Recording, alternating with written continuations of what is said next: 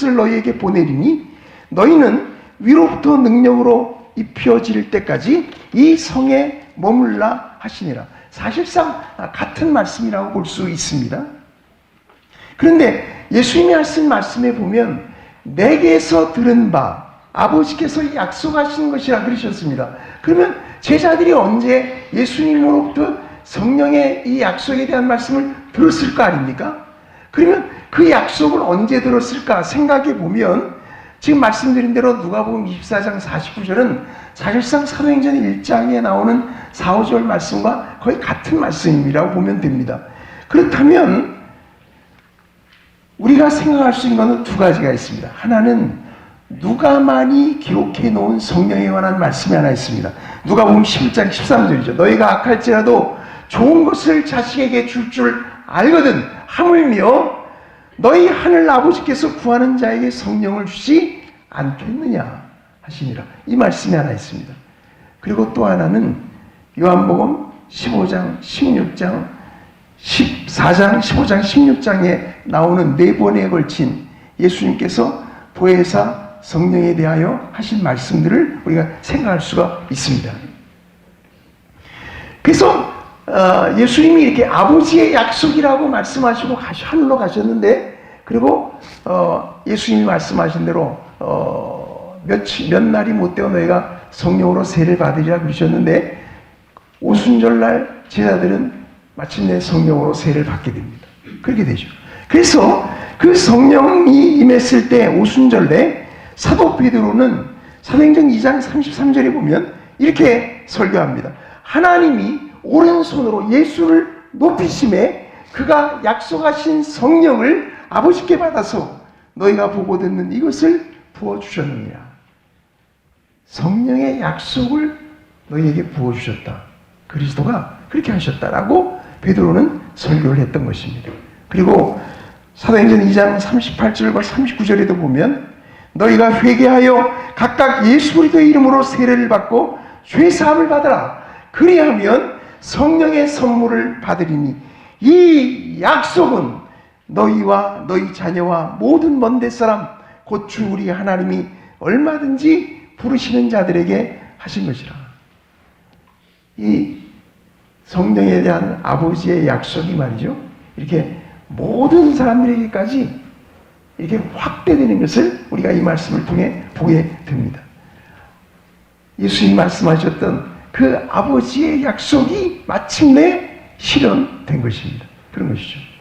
사도 바울도 이 성령을 가리켜서 약속이라 이렇게 표현했죠. 거기 보면 갈라디아서 3장 14절 다 같이 읽어보세요. 시작. 이는 그리스도 예수 안에서 아브라함의 복이 이방인에게 미치게 하고 또 우리로 하여금 믿음으로 말미암아 성령의 약속을 받게 하려 함이라. 에베소 1장 13절에도 그 안에서 너희도 진리의 말씀 곧 너희의 구원의 복음을 듣고 그 안에서 또한 믿어 약속의 성령으로 인치심을 받아.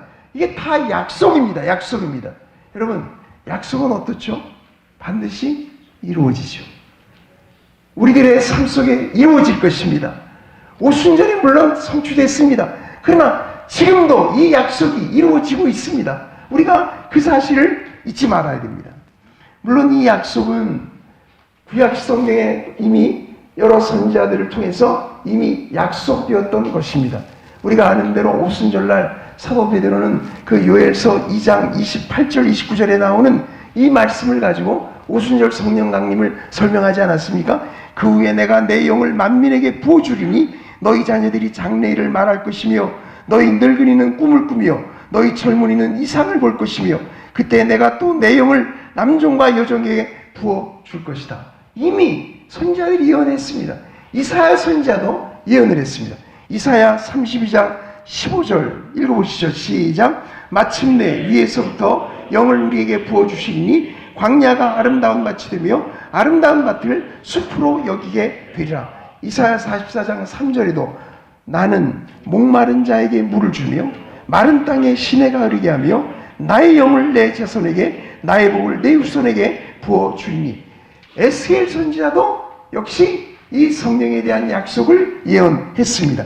내가 그들에게 한 마음을 주고 그 속에 새 영을 주며 그 몸에서 돌 같은 마음을 제거하고 살처럼 부드러운 마음을 주겠다 약속을 예언했습니다. 에스겔 36장 26, 27절 우리가 잘 아는 말씀이죠. 다 함께 읽어봅니다. 시작. 또 새 영을 너희 속에 두고 새 마음을 너희에게 주되 너희 육신에서 굳은 마음을 제거하고 부드러운 마음을 줄 것이며 또 내 율례를 행하게 하리니 너희가 내 규례를 지켜 행할지라. 이처럼 성령은 하나님께서 주권적으로 주시는 약속의 선물이라고 하는 점을 우리가 성경을 통해서 분명하게 알게 됩니다. 그러므로 우리가 이 성령을 받는 길은 뭐예요? 이거는 그분이 주권적으로 주시는 선물이에요. 우리가 뭐 조른다고 되는 문제가 아닙니다. 그런 문제가 아닙니다. 그러나 성경이 말하는 대로라면 우리는 이 약속을 믿고 이 약속이 이루어지기를 구해야 할 것입니다. 주님이 그러시지 않았습니까? 우리로 하여금 믿음으로 말미암아 성령의 약속을 받게 하려 합니다. 사도 바울이 한 말이죠. 이렇게 했었죠. 믿음으로 말미암아 성령의 약속을 받게 한다. 주님이 말씀하십니다. 너희 하늘 아버지께서 구하는 자에게 성령을 주시지 않겠느냐. 그러면 우리가 어떻게 해야 됩니까? 우리가 이 약속을 믿고 구해야 됩니다. 믿고 구해야 됩니다. 그래서 주님이 하늘로 올라가셨을 때 이 땅에 남은 사도들을 비롯한 제자들은 뭐 했습니까? 기도하는 일에 힘썼습니다. 그리고 오순절의 성령이 마침내 임하게 되었습니다. 사도 바울도 그가 부활하신 주님을 만나고 난 직후에 그는 기도하는 가운데 성령의 충만함을 받게 되는 것을 우리가 사도행전에서 보게 됩니다. 다 성령을 구하는 자들이 맞습니다. 우리가 그런 점들을 기억해 두어야 할 것입니다. 자, 그런데 예수님께서 이 성령 세례를 아버지의 약속이라고 말씀하실 뿐만 아니라 이 성령 세례를 요한의 물 세례와 관련해서 말씀을 하셨습니다. 여러분 사도행전 1장 5절에 보면 주님이 그러셨죠. 요한은 물로 세례를 베풀었으나 너희는 몇 날이 못되어 성령으로 세례를 받으리라. 몇 날이 못되어 성령으로 세례를 받으리라. 그리고 오순절에 성령이 그들에게 임하게 됩니다. 이 말씀은 세례 요한이 했던 말을 생각나게 하죠. 그죠? 누가복음 3장 16절에 보면 세례 요한이 이렇게 말을 했었습니다. 나는 물론 너희에게 세례를 베풀거니와 나보다 능력이 많으신 이가 오시나니 나는 그의 신발끈을 풀기도 감당하지 못하겠노라. 그는 성령과 불로 너희에게 세례를 베푸실 것이오. 여러분 이 세례 요한의 말을 보면 한 가지 사실이 분명해집니다. 성령으로 세례를 베푸시는 분이 누구냐? 예수 그리스도십니다. 그게 분명하죠. 세례 요한이 요한복음 1장 32절 이하에 보면 이 사실을 이렇게 말하고 있습니다. 요한이 또 증언하여 이르되 내가 보매 성령이 비둘기같이 하늘로부터 내려와서 그의 위에 머물렀더라.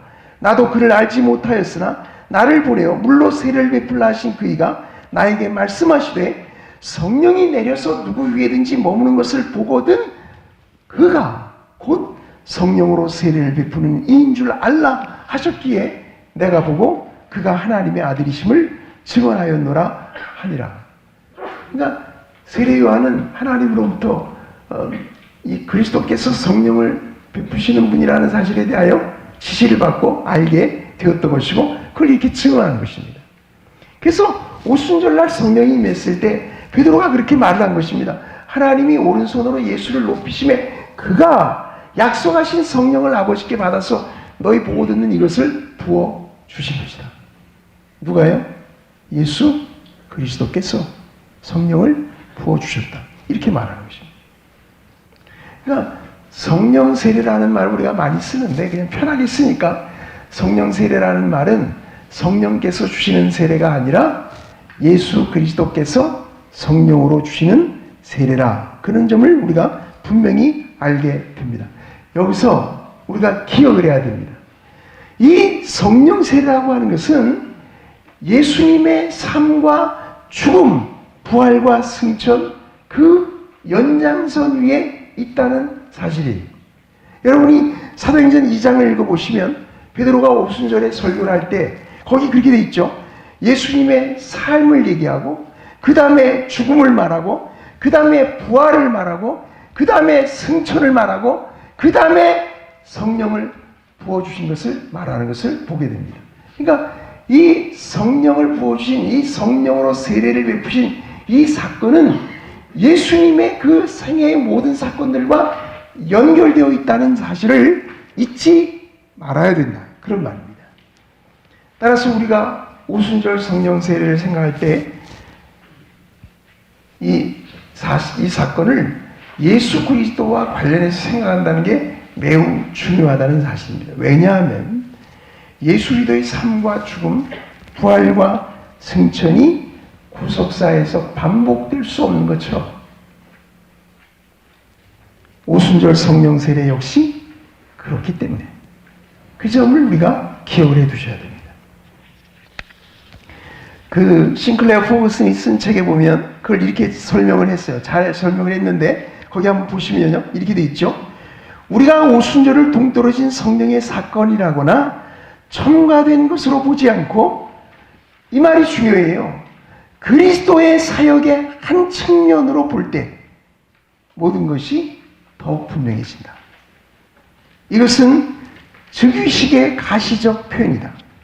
오순절 사건은 그리스도가 영광의 주님으로 높여주셨으며 우리를 위하여 중보자가 되시고 성령에 대한 그분의 메시아적 요청이 허락되었다고 하는 감추어진 실제의 공개적인 표현이다. 이것은 주님의 십자가의 달리심이나 부활 그리고 승천 등의 사건들처럼 반복되는 것이 아니다. 따라서 부활이 그리스도의 죽음이 속죄로서 유효화되는 증거이듯이 성령의 오심은 그리스도의 즉위하심의 증거다. 이것은 오순절에 실존적인 차원이 없다거나 오늘날과는 관계가 없다고 말하는 것이 결코 아니다. 그러나 우리가 개인적으로 요단강, 광야, 겟세마네 혹은 골고다를 체험할 수 없는 것과 마찬가지로 개인적으로 오순절에 참여할 수 없다. 그러니까 간단히 말하면 우리는 오순절을 이해할 때 예수 사건의 연속으로 이해를 하고, 따라서 그것은 반복될 수 있는 사건이 아니라는 점을 먼저 분명히 하자, 이런 말입니다. 그러면 오순절과 우리가 무슨 관계가 있느냐? 관계가 있죠. 그죠? 관계가 있죠. 사도 베드로가 오순절날 했던 그 설교 중에 이 대목이 중요합니다. 사도행전 2장 38절 39절입니다. 다 함께 읽어보겠습니다. 시작. 너희가 회개하여 각각 예수 그리스도의 이름으로 세례를 받고 죄사함을 받으라. 그리하면 성령의 선물을 받으리니 이 약속은 너희와 너희 자녀와 모든 먼 데 사람 곧 주 우리 하나님이 얼마든지 부르시는 자들에게 하신 것이라. 여러분, 여기 보면 회개하여 각각 예수 그리스도의 이름으로 세례를 받는다. 이게 뭘 말하는 거죠? 회심을 말하는 거죠. 그죠? 그런 걸 말합니다. 그런데 그 회심과 성령의 선물을 받는 것은 어떻게 되어 있어요? 연결되어 있어요. 이거는 분리되지 않아요. 이것은 사도 베드로가 고넬료의 집에서 했던 설교에서도 잘 나타납니다. 사도행전 11장 17절 18절에 보면 그런즉 하나님이 우리가 주 예수 그리스도를 믿을 때 주신 것과 같은 선물을 언제 주셨다고요? 믿을 때 주셨다고요. 그죠? 믿을 때 주신 것과 같은 선물, 성령의 선물을 말하죠. 그들에게도 주셨으니, 이방인들에게도 주셨으니 내가 누구에게 하나님을 능히 맡겠느냐 하더라. 그들이 이 말을 듣고 잠잠하여 하나님께 영광을 돌려 이르되 그러면 하나님께서 이방인에게도 생명 얻는 회개를 주셨다. 그러니까 성령이 이방인들에게 임한 그 사건을 이해할 때 하나님이 우리가 믿을 때 주신 것과 같은 선물을 저들에게도 주신 것이다. 저들이 회개했음이 분명하다. 무슨 말이죠? 회심과 성령 세례는 분리되지 않는다. 그걸 보여주는 것이죠. 고린도전서 12장 12절과 13절에 보면 사도 바울은 이렇게 말합니다. 몸은 하나인데 많은 지체가 있고 몸이 지체가 많으나 한 몸과 같이 그리스도도 그러하니라. 우리가 유대인이나 헬라인이나 종이나 자유인이나 다 한 성령으로 세례를 받아 한 몸이 되었고 또 다 한 성령을 마시게 하셨느니라. 여기 보면 성령으로 세례를 받는 것은 1차적으로 오순절에 전 교회에 성령이 임하신 사건을 말합니다. 그러나 동시에 이것은 개인이 회심할 때 성령을 받아 그리스도의 몸에 연합되어진 것을 의미합니다. 그러니까 회심과 이 성령 세례가 분리되지 않아요. 정리하면 이렇게 되죠. 성령 세례라는 것은 사실은 예수 사건의 연장선에 있고 그것은 회심과 분리되지 않는 것이며 따라서 이것은 반복될 수 있다 없다. 반복될 수 없다라는 것이 분명합니다. 분명합니다. 그러니까 성령으로 세례를 받는 것이 회심 이후에 주어지는 또 다른 체험이라고 하는 그런 주장들은 성경적으로 볼 때 근거가 있는 주장이 아니라는 점을 먼저 분명히 할 필요가 있습니다. 물론 여기에 이제 예외적인 경우들이 있죠. 사도행전에 사도행전 8장에 나오는 사마리아인들이 성령을 받는 걸 보면 여기 좀 예외적이죠. 왜냐하면 그들이 회심과 동시에 받은 게 아니기 때문에. 그러나 여기는 이유가 있습니다. 그럴 만한 이유가 있죠. 왜냐하면 사마리아인들은 유대인들과의 사이에 넘을 수 없는 벽이 존재했습니다. 그러니까 이들이 그리스도 안에서 한 몸이라는 사실을 확증할 뭔가 필요한 것이 있었습니다. 그래서 유대인 사도들이 가서 그들에게 안수할 때 성령이 임하게 함으로써 교회의 연합을 의미하도록 했던 것으로 볼 수 있습니다. 또 하나 사도행전 19장에 나오는 그 에베소의 어떤 제자들 있죠. 그죠? 너희가 믿을 때 성령을 받았느냐 그랬더니 그들이 우리는 아니라 우리는 그리고 이분이 요한의 세례밖에 모르던 사람들이죠. 사도 바울이 그들에게 요한이 했던 말대로 예수 그리스도를 증거하고 그러니 그들이 예수 그리스도의 이름으로 세례를 받고 성령이 그들에게 임했다고 되죠. 그러면 이건 뭐예요? 이 제자들은 원래 그리스도인이 아니었다고 봐야죠. 그래서 성경에 어떤 제자들, 이거 의심스러운 사람들이라 이런 뜻이죠. 어떤 제자들이라 이렇게 표현을 한 것일 것입니다. 그런 것입니다. 그러니까 이런 두 경우를 제외하면 사실은 예외가 없습니다. 오순절 성령 세례는 예수 사건의 연속이면서 동시에 우리의 회심과 분리되지 않는 반복될 수 없는 사건이라는 점을 먼저 분명히 해야 됩니다. 자, 그러나 주님은 이 성령으로 세례를 받을 것에 대해서만 말씀하신 게 아니고 그들에게 성령의 권능이 주어질 것도 말씀을 하셨습니다. 사도행전 1장 8절 말씀 여러분 한번 외워보세요. 시작. 오직 성령이 너희에게 임하시면 너희가 권능을 받고 예루살렘과 온 유대와 사마리아와 땅끝까지 이르러 내 증인이 되리라 하시니라. 여러분 여기 보면 두 가지 약속이 있죠. 그죠? 하나는 권능을 받을 거다. 그리고 또 하나는 증인이 된다. 예수님 그렇게 말씀하셨습니다. 사실상 사도행전을 읽어보면 이 약속이 그대로 이루어진 것을 누가는 우리에게 잘 보여주고 있습니다. 거기 보면 제가 성령의 권능에 대한 약속에 성취된 예들을 적어놨습니다. 물론 사도행전에는 이렇게 뭐 병자들을 고치고 귀신을 쫓아 이런 이적을 행하는 그런 권능도 물론 나타나지만 그거보다 더욱 중요한 것은 복음을 전할 때 나타났던 이 성령의 권능이죠. 거기 한번 보세요. 1번 사도 베드로와 요한은 공회에 잡혀갔을 때 성령이 충만하여 복음을 담대히 전했다고 되어 있습니다. 또한 공회의 위협을 받고 풀려났는데도 불구하고 그들은 기도함으로 다시 성령이 충만해서 복음을 담대하게 전할 수 있어요. 그러니까 아무리 위협과 협박이 들어와도 굴하지 않을 수 있는 그런 담대함이 성령의 권능으로 이들에게 주어졌던 것입니다. 빌립은 성령의 인도로 마침 선지자 이사야 글을 읽고 있던 에디오피아 내시에게 복음을 전하게 되고 그 에디오피아 내시는 거기서 회심을 하고 세례를 받게 됩니다. 그런 놀라운 구원의 역사를 가능하게 하는 것은 성령의 권능이 이들을 통해 역사하기 때문이죠. 사도행전 9장에 보면 사도 바울은 회심 직후부터 성령이 충만하여 복음을 담대히 전할 수 있었습니다. 뿐만 아니라 그 바예수라고 하는 마술사가 방해해서 그 총독 서기오 바울이 믿지 못하게 애를 쓸 때에도 바울은 성령에 충만하여 그에게 복음을 전할 수 있었다고 성경은 말합니다. 네 번째, 예루살렘 교회에서 흩어진 자들 중에 구브로와 구레네 몇 사람이 안디옥에서 헬라인에게 주 예수를 전파할 때에도 성령의 권능이 나타났다고 말합니다. 거기 누가는 표현을 주의 손이 그들에게 역사했다 그렇게 쓰죠. 아마도 성령의 권능을 표현하는 말이라고 볼 수 있을 것입니다.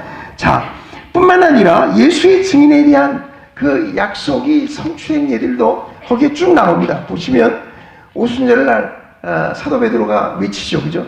이 예수를 하나님이 살리신지라 우리가 이 일의 증인이구나. 그리고 예수 그리스도의 증인됨을 선언합니다. 이런 예들이 거기 솔로몬 행각에서도 그렇고 또 공회 앞에서 베드로와 사도들이 우리가 그 예수님이 행하신 모든 일의 증인이라고 그렇게 선언하는 것을 봅니다.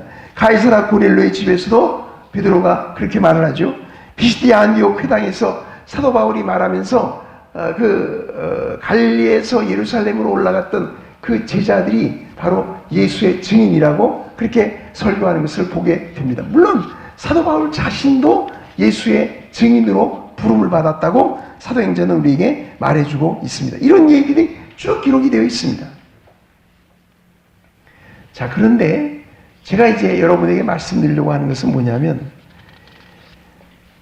우리가 오순절 성령 강림을 이해할 때 그 오순절 성령 강림이라고 하는 것이 이런 구속사적인, 그래서 반복될 수 없는 그런 면만 있는 게 아니고 다른 면도 있다는 점을 여러분에게 좀 말씀을 드리고 싶어요. 우리가 이 오순절 운동하는 사람들 때문에, 이 순복음교회 이런 분들 때문에 이런 거에 대해서 사실 굉장히 이렇게 민감하기도 하고 때로는 이렇게 거부하는 그런 태도를 가질 때가 많지만 여러분 다시 진지하게 생각해 보셔야 됩니다. 제가 오늘 그걸 여러분에게 좀 말씀을 드리고 싶은 겁니다.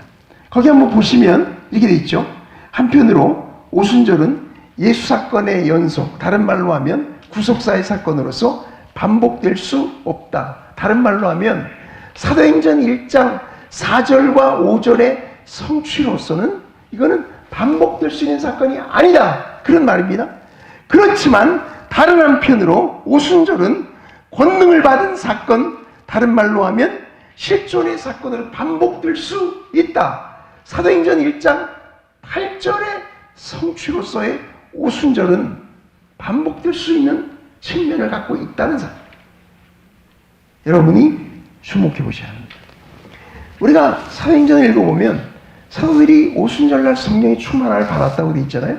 그런데 사도행전 4장에 가보면 어떻게 됩니까? 공회의 협박을 받고 풀려나서 동료들에게 가서 같이 모여서 기도하고 다시 성령의 충만함을 또 받잖아요.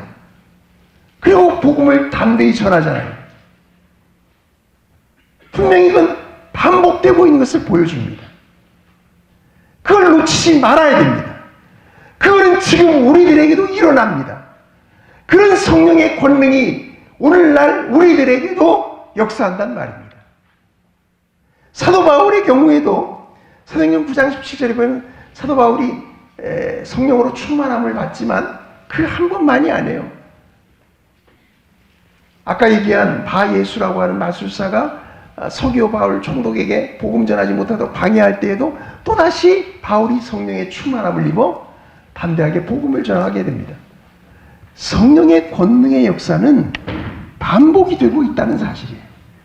그걸 놓치지 말아야 됩니다. 그래서 우리가 바울 서신을 읽어보면 사도 바울이 데살로니가 교회에 가서도 성령의 능력으로 복음을 전하고 고린도에 가서 복음을 전할 때도 성령의 능력으로 복음을 전했다고 그러고 자신의 이방인 선교가 성령의 능력으로 되어졌다고 말하지 않냐 이 말이죠. 여러분 한번 보겠습니다. 로마서 15장 18절 19절입니다. 다 같이 읽어보겠습니다. 시작. 그리스도께서 이방인들을 순종하게 하기 위하여 나를 통하여 역사하신 것 외에는 내가 감히 말하지 아니하노라. 그 일은 말과 행위로 표적과 기사의 능력으로 성령의 능력으로 이루어졌으며 그리하여 내가 예루살렘으로부터 두루 행하며 일루리곤까지 그리스도의 복음을 편만하게 그러니까 바울의 복음 사역은 성령의 능력으로 되어진 일이었다. 이게 바울 자신의 고백이에요. 그가 다른 것을 한 게 아니에요.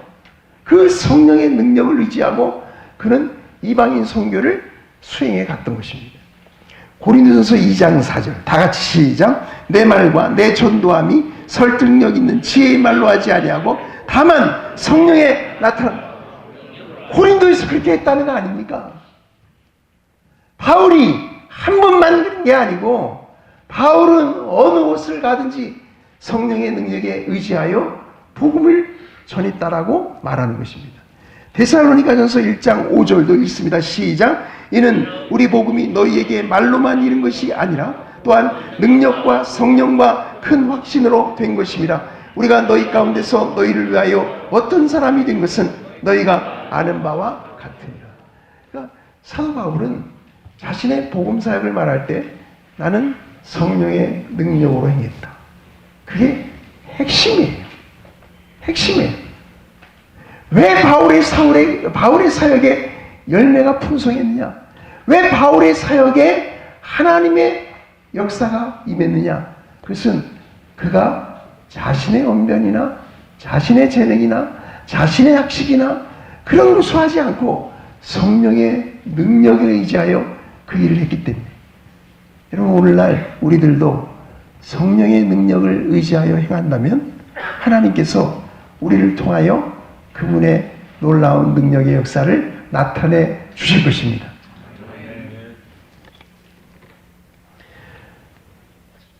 사도행전에 나오는 성령 충만이란 말 또는 누가복음에 나오는 성령 충만이라는 표현이 여러 번 나오는데 이 누가가 사용한 이 성령 충만이라는 말이 두 가지 단어로 되어 있다는 것을 싱클레어 포슨이 밝히죠.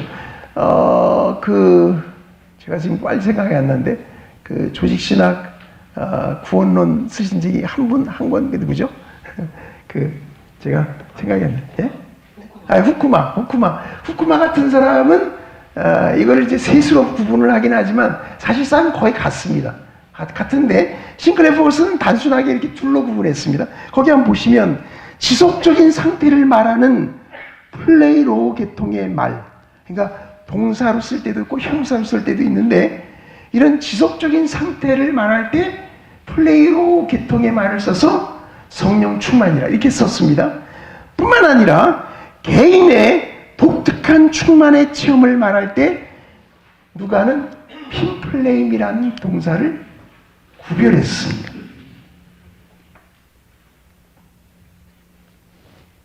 이 후자는 봉사를 위한 것이고 이거는 반복될 수 있는 거예요. 그럴 때 이 단어를 누가가 썼다라고 포커스는 밝힙니다. 물론 제가 나중에 이렇게 어느 아티클을 읽어보니까 하워드 마샬은 이 핀플레이미가 두 가지 의미를 다 가질 수 있다 이렇게 또 썼어요. 사실은 그렇게 썼더라고요. 그래서 제가 유심히 읽어봤는데 설득력이 있지는 않아요. 제가 볼 때는 설득력 있는 말은 아닌 것 같고, 근데 중요한 것은 뭐냐면 하워드 마샬 자체도 그분도 오순절 사건에는 이 두 측면이 있다는 걸 인정하고 있어요. 그 아티클에 보면 그렇게 돼 있어요. 그러니까 그것은 어떤 지속적인 상태를 의미하는 것도 되지만 동시에 거기에는 어떤 개인의 독특한 충만이 임했다는 것을 의미한다고 그도 그렇게 말하고 있는 것을 보게 됩니다. 그러니까 반복될 수 없는 면도 있지만 반복될 수 있는 면도 동시에 가지고 있다는 것을 하워드 마샬도 인정하고 있는 것을 볼 수가 있습니다. 그 다음을 보시면 이안 머레이가 오래전에 썼던 글 중에 이런 대목이 나오는데 오순절에는 반복될 수 없는 면과 반복될 수 있는 면이 둘 다 있다. 그거를 이렇게 설명했습니다. 여러분 한번 보시죠. 두 가지가 오순절에 겹쳐졌다. 첫째는 전 복음 시대를 위한 규범을 확립한 성령의 오심이었다. 이거는 예수 사건의 연속이고 구속사적인 사건이고 반복될 수 없는 거죠. 그때 주어진 성령은 결코 철회되지 않을 것이고 그 이후로 온 땅에서 거룩해 하시는 일은 결코 중단되지 않을 것이다. 그러나 둘째는 오순절날 교회와 여태 신앙이 없던 수천의 사람들이 경험했던 성령의 놀라운 영향력의 정도가 컸다는 것이다. 그리스도인들 전체가 성령으로 충만해야 하고 그렇게 많은 사람들이 동시에 회심해야 하고 교회가 존재하는 곳마다 두려움이 각 사람 위에 임해야 한다는 것은 영속적인 규범은 아니었다. 오순절은 새 시대의 유일한 시작이었으며 이건 반복될 수 없는 거죠. 그러나 또한 교회 역사의 경과에 따른 이어져온 부흥들 중 최초의 부흥이었다. 그러니까 이거는 뭐예요? 이런 측면은 반복될 수 있다. 반복될 수 있다. 그래서 우리가 교회사의 부흥을 기록한 책들을 읽어보시면 공통적으로 발견하게 되는 게 뭐냐면 부흥을 경험하는 사람들은 이거는 오순절 사건이다. 이렇게 얘기를 하는 겁니다. 왜냐하면 거기 그런 요소가 있거든요. 그런 요소가 있거든요. 다른 말로 하면 사도행전 2장에서 우리는 성령의 사역의 두 측면, 즉 보다 통상적인 것과 특별한 것을 보는 것이다.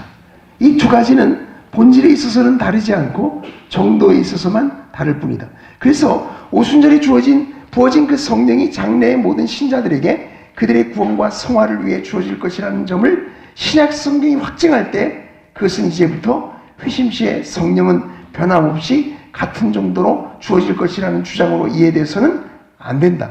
우리가 언급한 첫째 견해는 성령 세례 없이는 회심이 있을 수 없다라고 믿지만은 이 둘째 입장은 그리스도인 개인에게 성령 충만 없이 성령이 내주하실 수가 있고 교회가 성령의 부어주심을 모르고도 성령의 역사를 가질 수 있다는 것이다. 그러니까 이분은 이 성령의 내주하심 그것만으로 만족하지 말고 성령의 충만을 구하고 성령의 부어주심을 경험했으면 해서 이렇게 쓴 거예요. 그 다음에 글에 보시면 그 에이피언 에반스 글에 이런 얘기가 있어요. 요엘의 예언이 최초로 성취된 것이라는 점에서 오순절은 유일한 경우였다. 반복될 수 없는 것이다. 이런 말이죠. 은혜의 날 동안에 교회 생활에서의 역사적 실현이라는 점에서 그것은 많은 것들 중에 첫 번째였다. 이 말은 반복될 수 있다라는 말입니다.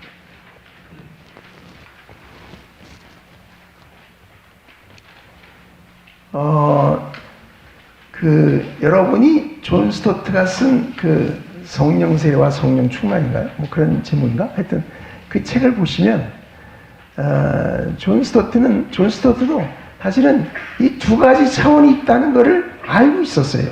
그 책에 이렇게 썼어요. 그런데 이상한 거는 존 스토트는 이 개인의 어떤 독특한 체험으로서의 성령 충만에 대한 이 반복될 수 있는 이 부분에 대해서 있다는 걸 인정하면서도 더 이상은 얘기를 안 했습니다. 얘기를 안 해요, 거기에 대해서. 마틴 로이 존스가 다른 점은 이런 겁니다. 마틴 로이 존스는 자신의 성령 세례를 주장하는데 사실은 주석학적으로 보면 분명히 오류가 있어요. 본문을 사도행전 본문 이런 거 특별히 잘못 해석한 게 맞아요. 그거는 맞습니다. 그러니까 성령 세례가 회심 이후에 오는 또 다른 어떤 체험이라고 그분은 자꾸 이렇게 주장한 그런 점에서 분명히 잘못 해석했다고 보여집니다.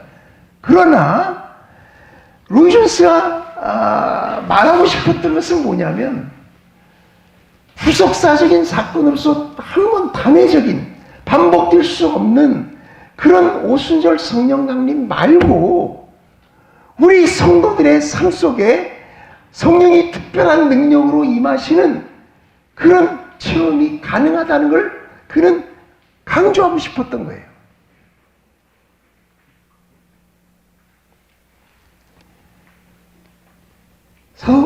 마틴 로이조스는 특별히 부흥에 대한 관심이 많았던 사람입니다.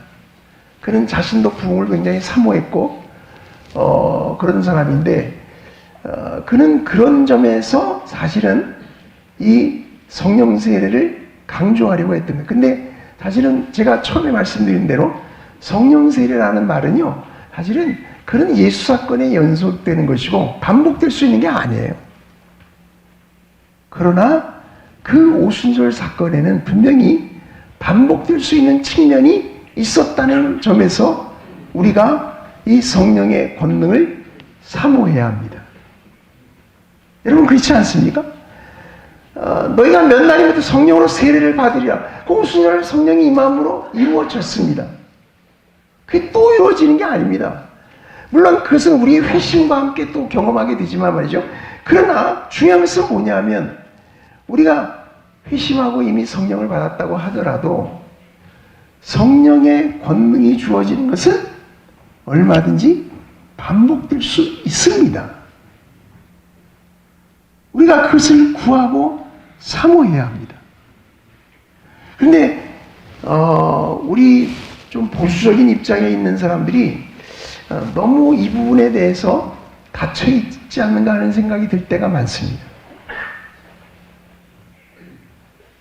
그러나 우리가 하나님의 나라의 일을 감당하려면 성령의 능력이 없이는 우리 힘으로 불가능합니다.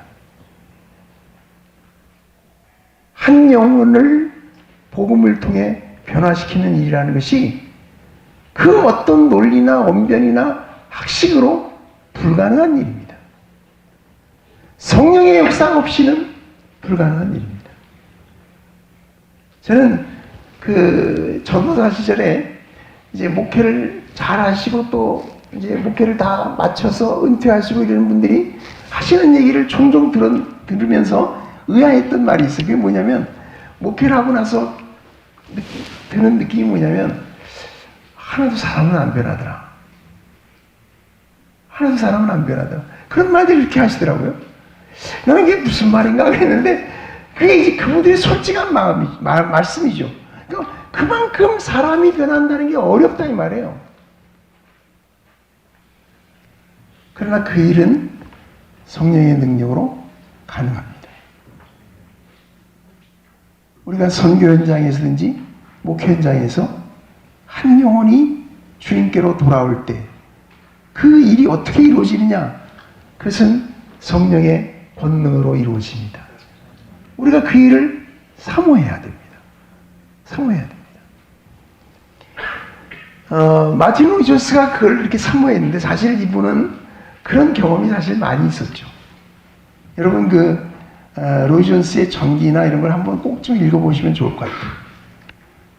그 전기를 읽어보면 놀라운 장면들이 많아요. 특별히 그가 그 에버라본부 처음에 가서 목회지에서 한 10년, 11년 목회를 했는데 그 있는 동안에 거기서 정말 놀라운 주목할 만한 회심들이 일어났어요.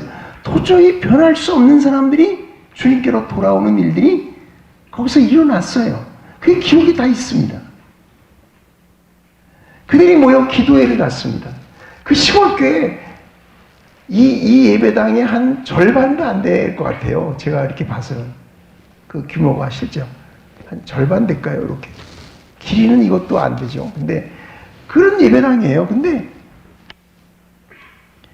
그 책에 보면 월요일 날마다 기도회를 갔는데 그 기도회에 사람들이 점점 옵니다. 근데 많을 때는 아마 200명이 넘게 모였다고 해요. 그 시골에서 말이죠. 근데 왜 그랬느냐? 그 기도의 시간에 성령이 임하시는 거예요, 사람들이.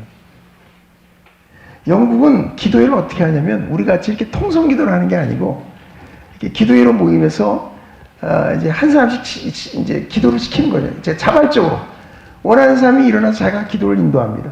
그 사람이 앉으면 또 다른 사람이 일어나서 기도를 인도합니다.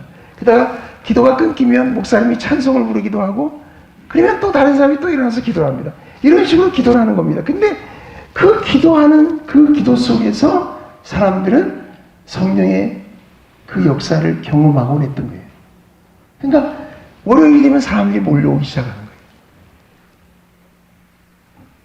저는 우리 한국교회 안에도 이런 기도회가 살아날 수 있기를 바랍니다. 왜냐하면 그 기도회 속에서 우리는 성령의 역사들을 경험하기 때문에 그래요. 사모해야 합니다. 스펄전도 얼마나 기도회를 사모했는지 몰라, 이 사람이. 그래서 처음에는 이렇게 그룹으로 모여서 기도하다가 전체 교회가 모여서 기도하도록 했거든요. 많이 모일 때만 500명, 워낙 큰 교회니까 500명 이상씩 모여서 기도회를 갔습니다. 스펄전이 그걸 너무너무 기뻐합니다. 성령의 역사는 우리가 기도할 때 특별히 두드러지는 것 같습니다. 왜냐하면 성령은 기도의 영이시거든요. 성령은 은총과 간구의 영이시거든요. 우리가 기도하는 그곳에 성령의 역사가 두드러집니다. 우리가 그냥 이렇게 뭐 논리적으로 이성적으로 지식으로 말로 이렇게 사람을 설득하려고 한다. 그것이 한계가 있을 수밖에 없어요. 그러나 성령의 능력을 힘입으면 비록 말이 좀 어눌하고 지식이 좀 부족해도 그 설교자들을 통하여 하나님은 사람들을 주님께로 돌아오게 하십니다. 그런 일이 일어납니다. 우리 모두가 다 성령의 권능을 사모하고 구할 수 있게 되기를 바랍니다. 왜냐하면 주님께서 우리에게 약속하셨기 때문입니다. 오직 성령이 너희에게 임하시면 너희가 권능을 받을 것이다. 그 약속을 믿고 나가시기 바랍니다. 그럴 때 우리의 사역에 하늘로부터 권능이 임하게 될 것입니다. 기도하겠습니다. 우리 한번 같이 기도하겠습니다. 하나님 아버지, 우리에게 약속하신 대로 성령의 권능을 주기를 구합니다. 내가 내 언명과 내 지식과 내 능력을 의지하지 아니하고 성령의 능력으로 복음을 전하는 사역자가 되기를 원합니다. 성령을 사모합니다. 성령을 간구합니다. 성령의 능력만을 의지하겠습니다. 하나님, 성령의 능력을 부어 주옵소서. 우리 한번 다 같이 합심하여 기도하겠습니다. 하나님 아버지, 이 밤에 우리가 하나님 앞에 간절히 기도하옵나니